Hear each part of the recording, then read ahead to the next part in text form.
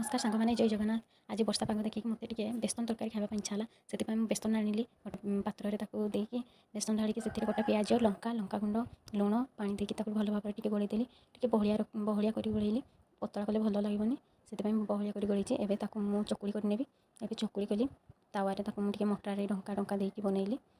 चकुड़ी को ये घोड़ेदेली टे समय पर चकुड़ी फुली जाइए देखो केमती होपर चकुड़ी को बसई देकी एवं ताईरे कड़े आनिली कड़े देली तेल तेल टे जीरा तापर सुखा लंका दुईटा कंचा लंका कटा प्याज तापर गोलैदेली प्याज टे नरम हाँपाई मुझे लुण टे गोलई देकी एवं प्याज टे लाल हो आसला एपटे देखो मुझे काटिक रखी बेसन चकुड़ी को एवं प्याज टे लाल हाँपर बटा होता अदा रसुण जीरा आउ टे सोरिष बाटी रखी देदेली पानी टे देकी गोलैदेली से हल्दी गुंड चिकेन मसला जीरा पाउडर डालचीनी गुंड पकईदेली और टिके काश्मीर पाउडर भी पकई कलर हाँपाई सेमती पकईकि मसला को भल भाव में कषि ने मसला भल भाव में कषि हो सारा पर